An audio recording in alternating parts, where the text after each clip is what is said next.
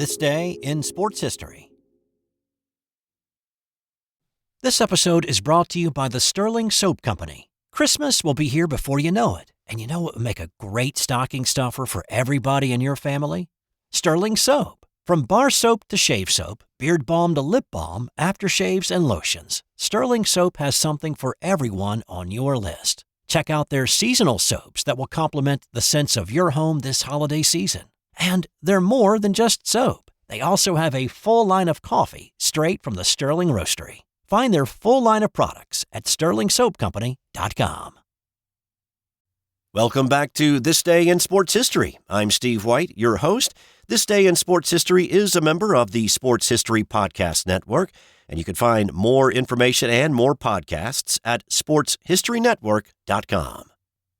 It's December 5th, and on this day in 1969, it was another one of those games of the century. There are a lot of these games sprinkled throughout sports history. It's not to say that they aren't deserving of the moniker. Most of them actually do deserve some kind of special recognition. This particular version of the game of the century was number 1 Texas on the road at number 2 Arkansas.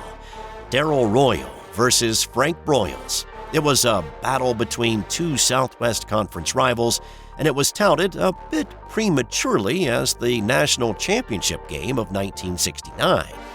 Both of these teams were 9-0 coming in, with winning streaks stretching back to the season before. There was a lot of interest all over the country for this one, and that was due in part to Michigan upsetting previously unbeaten and top-ranked Ohio State the week before. That sounds eerily familiar. This rivalry game was typically played in October, but ABC's Roone Arledge saw the possibilities with this matchup, and he persuaded the teams to move it to the final game of the season and promised that President Richard Nixon would be there in person. Nixon did arrive just after kickoff.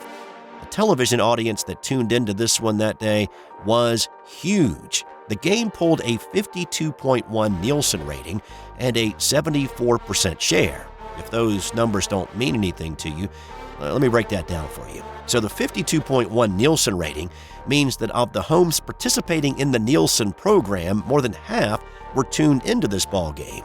The 74 share means that close to 3/4 of the U.S. population at the time, which was about 203 million people, were aware of this game and tuned into it at some point during the day. While there may be a game in the future with more total people tuned in, the 52.1 rating and the 74 share is still the highest for a football game, college or pro. And the folks who watched it saw a great one. Arkansas built a 14-0 lead, taking advantage of 2 Texas fumbles. The Longhorns finally got on the scoreboard on the first play of the fourth quarter. Quarterback James Street scrambled out of the pocket, broke a couple of tackles, and then scampered 43 yards for the touchdown. Texas head coach Darrell Royal had determined prior to the game that he would go for 2 after his team's first touchdown to prevent a tie.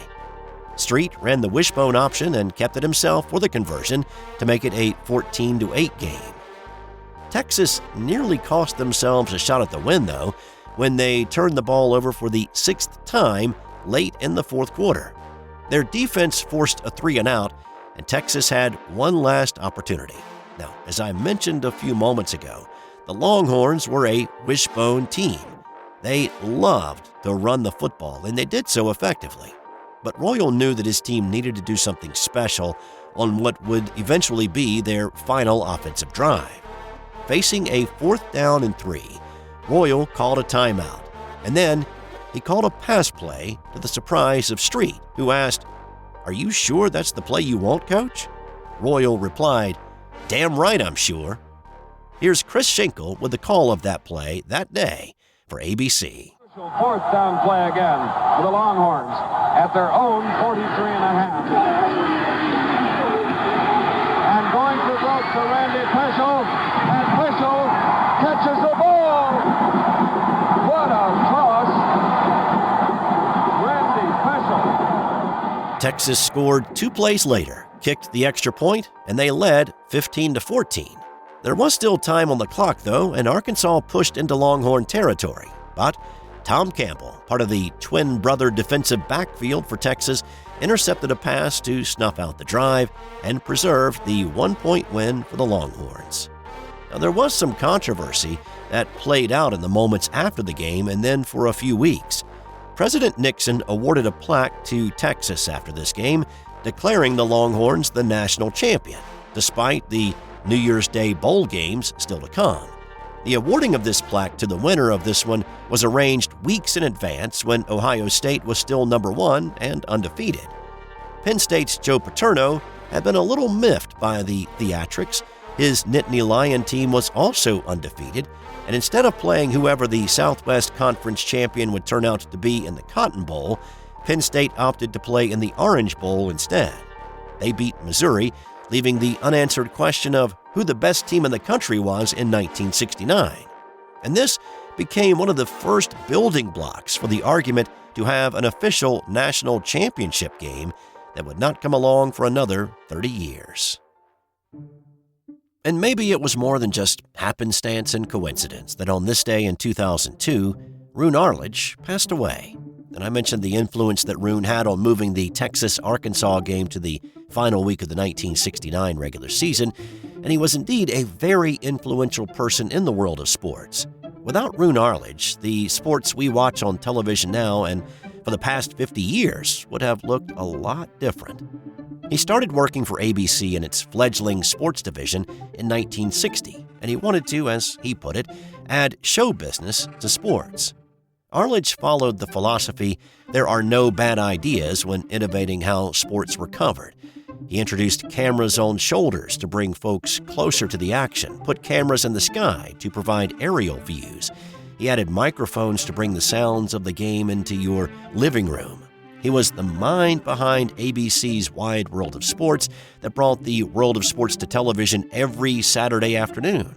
He made sports a must-watch event, bringing sports programming out of its weekend time slot and into prime time. His leadership in the coverage of the 1968 Olympics in Mexico City and again in 1972 in Munich was groundbreaking. And though it wasn't his idea, Monday Night Football grew into a phenomenon in the 1970s because of him, bringing personalities such as Howard Cosell and Don Meredith to the microphone, adding more and more cameras to the telecast, and opened the barn doors for sports to move into primetime. Arledge's style influenced everything that you see today, from personal stories about athletes' lives to slow-motion replays, split screens, and cameras isolated on a single player. Arledge wanted you emotionally invested in the game. He won a total of 37 Emmys throughout his time in television. Life magazine listed Arledge as one of the 100 most important Americans of the 20th century. Sports Illustrated ranked him third on a list of the 40 individuals who have most significantly altered or elevated the world of sports. When he died on this day in 2002, he was 71. On this day in 2015, Christian McCaffrey had himself a day and eclipsed the record of the guy he idolized growing up. McCaffrey has a pretty solid pedigree. His dad, Ed, played in the NFL and won a couple of Super Bowl rings. His mom, Lisa, was a Division I soccer star. His grandparents featured an Olympian and another D1 athlete. And while he certainly appreciated his athletic genealogy, he idolized somebody not in the family, Barry Sanders. His bedroom growing up was plastered with posters of Sanders in action. On this day in 2015, it was the Pac-12 championship game between number 7 Stanford and number 20 USC. McCaffrey ran for 207 yards and a touchdown. He caught 4 balls for 105 yards, amassed 120 yards in kickoff returns, and another 29 in punt return yardage, adding up to 461 total yards in the game. That gave him 3,864 all-purpose yards for the season, eclipsing Barry Sanders' previous record of 3,250 set back in 1988, which was enough to put him over the top and claim the record for single-season all-purpose yards. Are you a hockey fan? Then you'll love Eric Zweig's new book, Hockey Hall of Fame True Stories 2. It's a treasure trove of untold tales, bizarre incidents, and captivating trivia that will leave even the most devoted puckhead astounded. The intense rivalries, epic showdowns, and historic clashes that shaped the NHL's early years, it's all in there. Zweig uncovers the true stories that helped shape the sport, ensuring that you will never look at hockey the same way again. Check out Hockey Hall of Fame True Stories 2 on Amazon or wherever fine books are sold. On this day in 1947, Joe Louis retained his title as heavyweight champion, but not without a little bit of controversy. The scene was Madison Square Garden. Joe Louis, the longest reigning heavyweight champion, taking on contender Jersey Joe Walcott. Louis won the heavyweight title in 1937, and for the next decade successfully defended that title against 23 challengers. Walcott was a journeyman fighter, a former welterweight with 11 losses on his record, and a former sparring partner for Louis. Jersey Joe was a serious underdog, a 10-1 long shot by most bookmakers, and yet it was Walcott who came out fighting in the first. Louis looked flat to most ringside watchers and was looking for a quick knockout. He threw a punch and walked smack dab into a counter right from Walcott. The counter stunned Louis, and the champ went down. Walcott put him on the mat again in the fourth round. Jersey Joe, now sensing that he had a big lead on the scorecards, used some fancy footwork, well-timed jabs, and a stinging right hand to keep winning rounds. His corner kept telling him to stay on his feet, and this fight would be in the bag. The final 3 rounds went in favor of Louis by non-scoring observers, and as the final bell rang, most in the arena, including the champ himself, thought the decision was going to Walcott. In fact, Joe Louis attempted to climb out of the ring before the verdict was even read because he was so disgusted with himself and figured there was no doubt that he had lost the fight. But he was talked into staying and standing in the middle of the ring, and he was surprised when the 2-1 decision was in his favor. The referee scored the fight in favor of Walcott, but the 2 ringside officials gave the fight to Louis. The champ didn't smile or even raise his arms in triumph. Instead, he gave Walcott a hug and apologized for the raw deal that Jersey Joe had just received. Joe Louis offered Walcott a rematch and a shot at redemption. The 2 fought in Yankee Stadium 6 months later. In that fight, Louis knocked Walcott out in the 11th to once again retain his title. The rematch would be the last time that Louis, aka the Brown Bomber, would defend his title. He retired from boxing on top in March of 1949. He still holds the mark as the longest reigning champion in any boxing weight class. And time now for today's Nothing to Do with Sports fun fact. A blue whale's heart can beat as little as 2 beats a minute. When a blue whale does a deep dive down to 1,000 feet or so, the heartbeat can slow to single digits. Closer to the surface, the rate rises to about 30 BPM, providing the whale with ample oxygen before its next dive. That's all I've got for you today. I'll have more tomorrow on This Day in Sports History.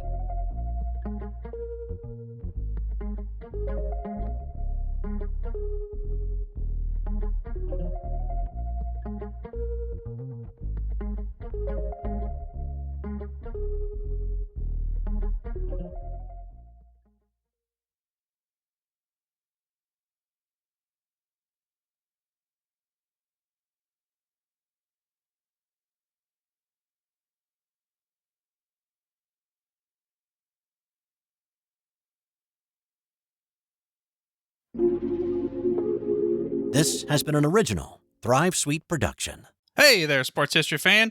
This is Arnie Chapman, a.k.a. the Football History Dude, and I hope that you enjoyed this recent episode presented by the Sports History Network and were able to learn some good old-fashioned sports history knowledge nuggets. I started the Sports History Network back in 2020 with the mission to help podcasters find a community of like-minded sports history nerds, as well as helping aspiring podcasters to start their own shows.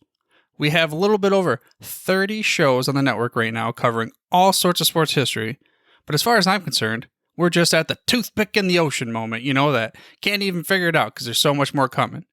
We wanted to create the ultimate headquarters for sports yesteryear, starting with Podcast Network and our website, but we're going to continue to move into other mediums as well. And here's the cool part. because we want you to be part of our team. So if you're interested in starting your own podcast, or maybe being a guest on one of our shows, or who knows, maybe even writing an article for us over on the website. Seriously, all you gotta do is reach out to us on the contact page over at sportshistorynetwork.com. You can be as technologically savvy as a Neanderthal tapping on a stone trying to figure out this whole hieroglyphics thing back in the day. Again, it doesn't matter, because even if you don't understand the whole podcast space, we have a production team that can pretty much help you out with doing everything. All you gotta do, head over to sportshistorynetwork.com, head to the contact page, fill it out. That message goes right to me, and I'll reach out to you as soon as I can. But for now, dude, I'm through if you're through.